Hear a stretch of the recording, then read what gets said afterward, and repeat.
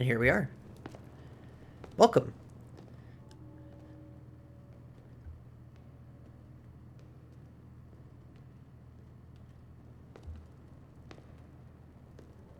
This strange gloom keeps getting thicker.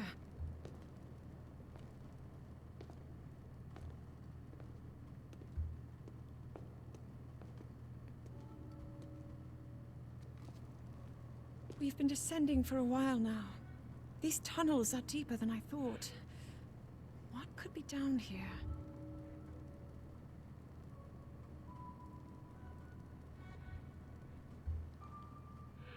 Okay. So, welcome to this. So, I'm somebody who's a long-time Zelda fan from, like, old times, like, young times.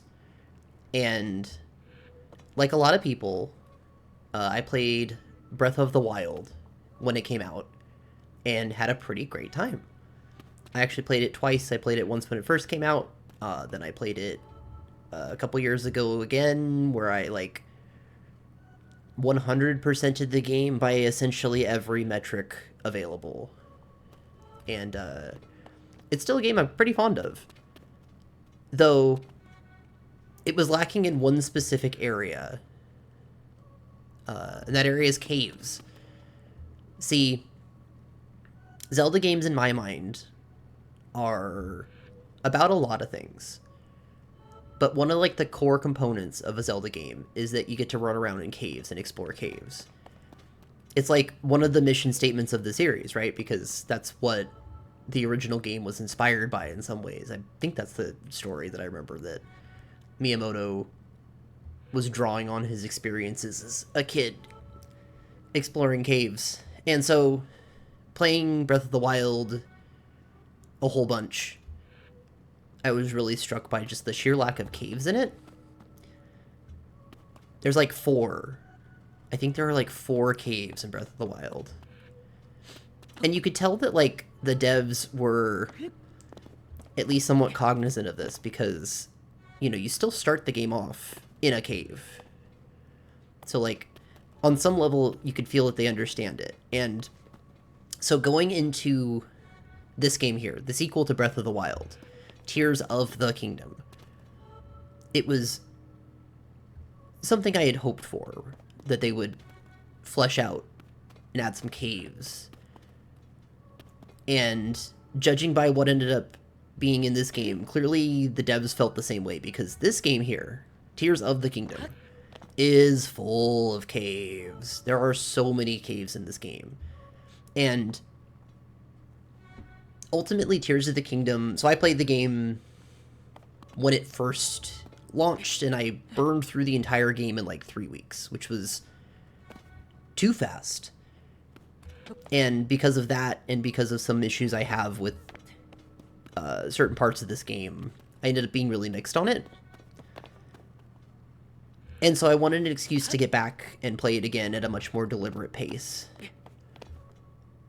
And what I settled on is what we're going to do here for the next 200-ish episodes, where I'm going to replay this video game, The Legend of Zelda Tears of the Kingdom. And I'm going to record an episode every time I go into a cave. Because ultimately, though I was mixed on this game in a lot of ways, my absolute favorite thing this game does is all of its caves. I think all the caves in this game are fantastic. I think that, you know, we'll have time to get into it, but I think that the amount of different things they accomplish with a relatively small, like, asset set with the cave content in this game is, like, really, truly incredible. And brings this game back to a place that is reminiscent of other older Zelda games in my mind. So I really want to share that with you, the viewer. So we're going to do a caves-only Let's Play. You are only ever going to see me play caves. I will play the rest of the game, but you're not going to see that part, because that part is, well, you know, has its value, is not the part I care about.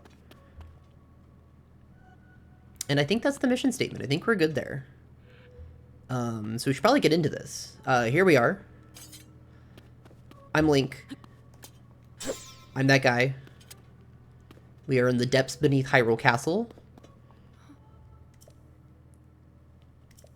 We are on the lookout for a plot, basically. You start off pretty strong, but you only get the Master Sword. There we go, beneath Hyrule Castle. There it is.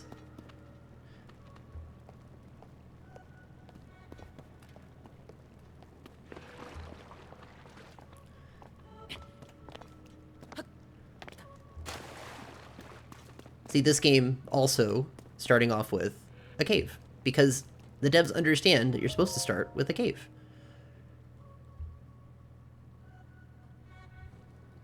People have been falling ill after coming into contact with the gloom drifting through these caverns. Though here it seems almost misty and not concentrated enough to harm us. We'll keep going, with it coming up from beneath Hyrule Castle.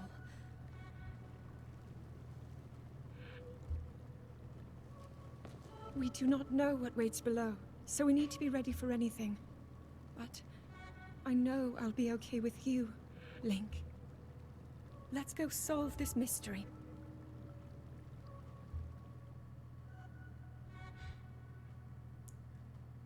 It's going to be really fun that this is like the most concentrated plot we're going to get this entire project.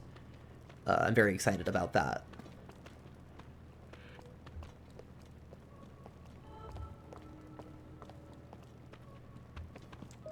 I know I can talk to her and get a bunch of stuff.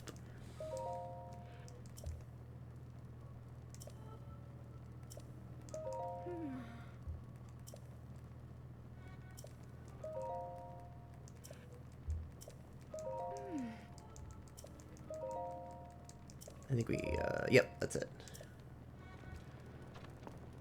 A little bit of plot.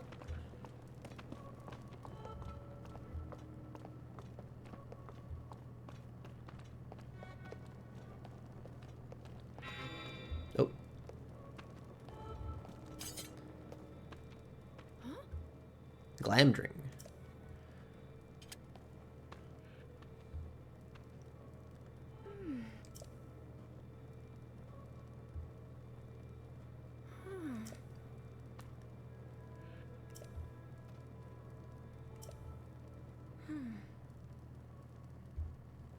I should probably be reading the... I've never really done a Let's Play, so I don't know if I should be reading the dialogue out loud, but I imagine you all have seen this dialogue. Maybe. I don't know. Maybe somebody will come into this having never seen this game before. Be a very interesting way to experience this game for the first time.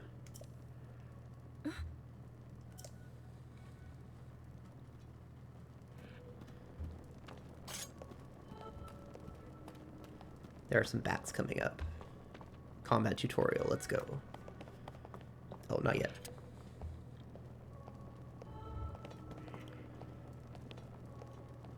Trying to get a better look at... can I go first person camera yet?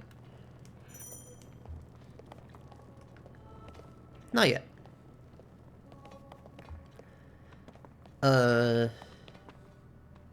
This early part is extremely good at...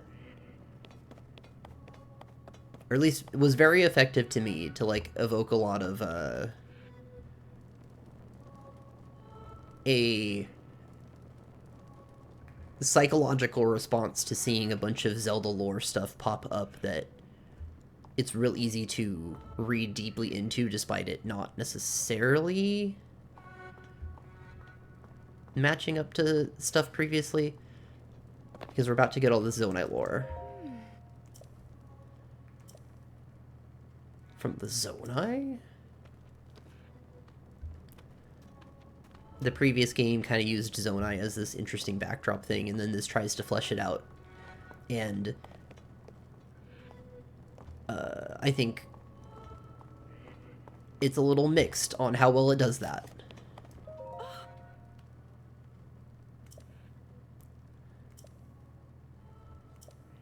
The time of earliest legend. Prosperous civilization in the sky.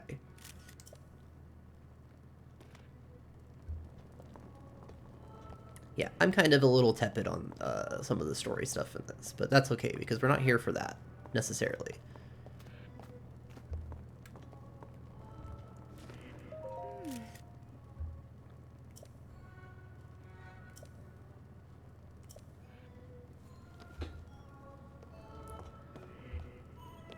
Kind of wish I could go first-person camera and look at some of this. All of this text is like...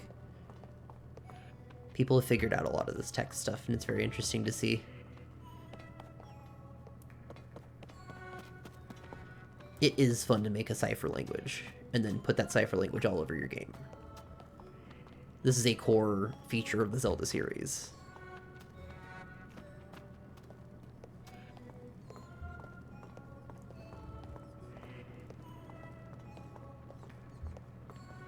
Oh.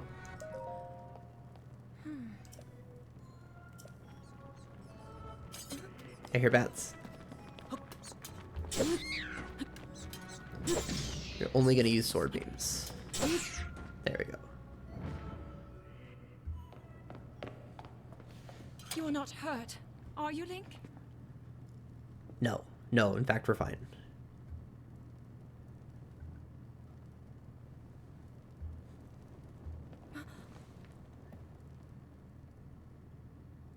Look at these murals.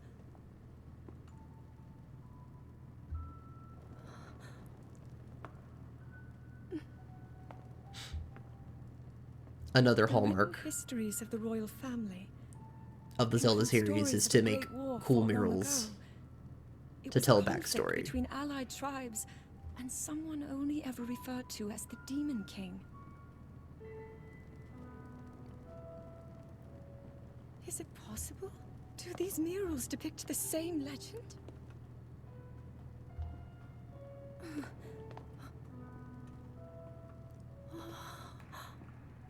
This is similar to the statues we saw earlier, a Zonai.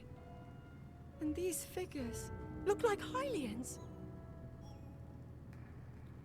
This depiction certainly suggests that the Zonai descended from the heavens.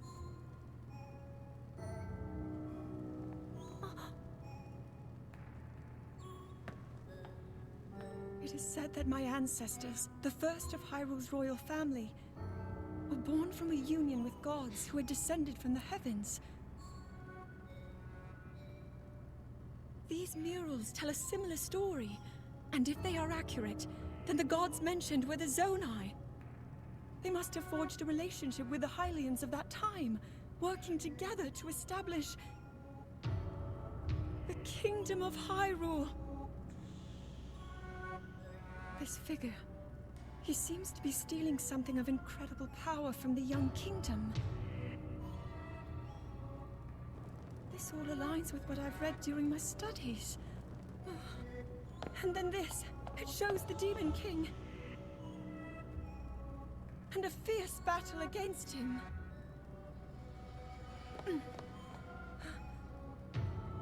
If the creature depicted here really does represent the Demon King, then...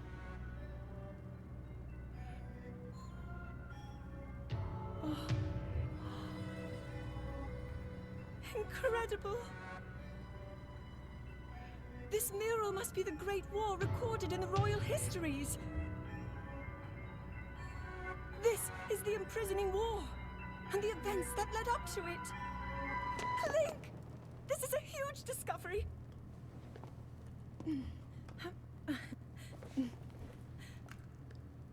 All right then, now to use this invention of Pura's. I'm glad I didn't leave it behind. It's so easy to record. You point it and click. Oh. It looks like the rest of the murals are obscured. I love this deliberate, we're just gonna obscure the story from you, it's fine. Place?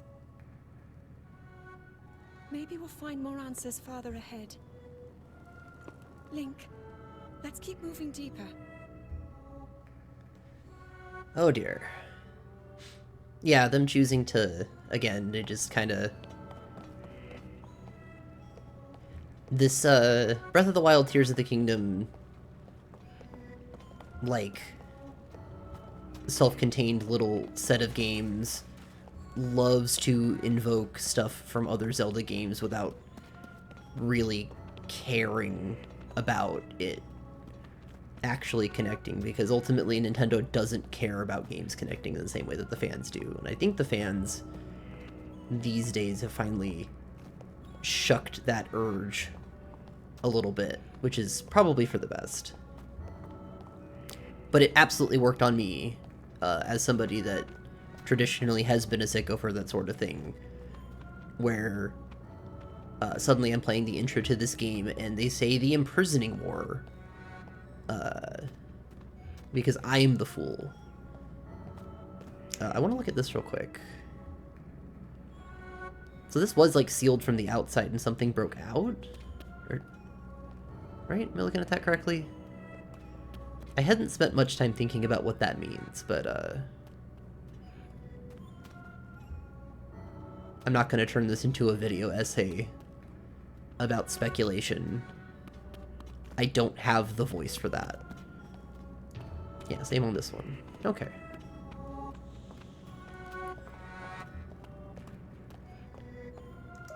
Any new text?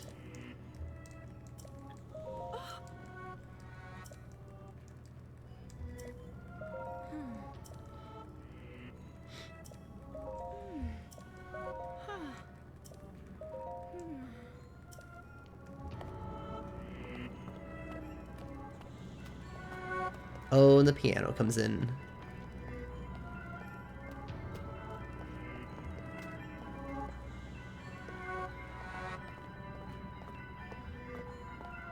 I think that's piano.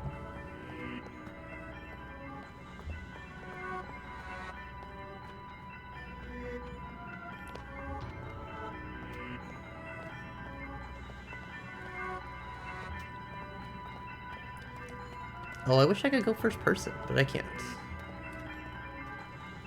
Okay. This seems bad. How bad could it be, right?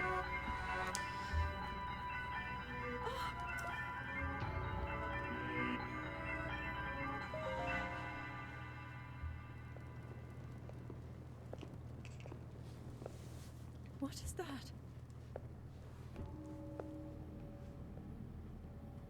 Cool.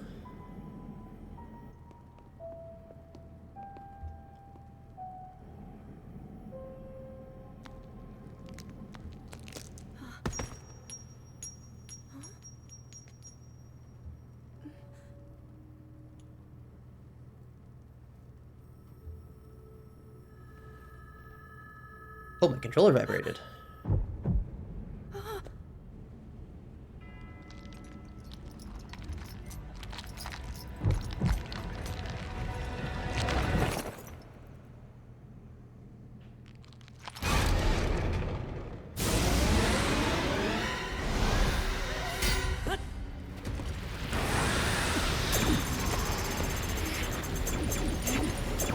Classic, classic. We're Samus now. It's really funny that they deliberately break the Master Sword here, because they clearly kind of wanted to do that in the previous game, but like chickened out a little bit. Was that the sword that seals the dark? And now we're just doing it again. The blade that shatters so easily against my power cannot save you from me. Zelda. You who carries that fragile sword. A link. Raru placed his faith in me. See, and then they name drop Raru, and me, the idiot, gets really excited about this. How do you know our names?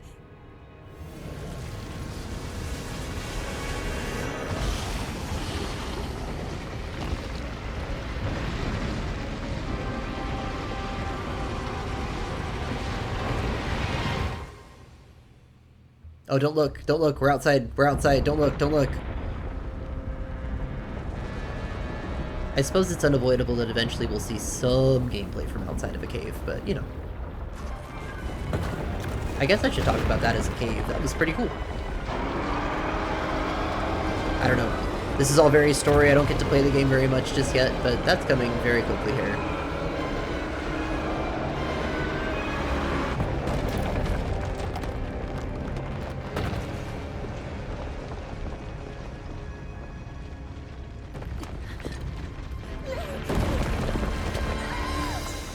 I think we're actually just about done with this cave.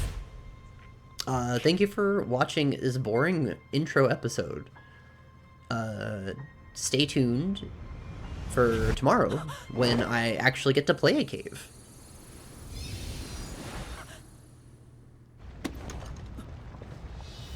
What the what? See you next cave.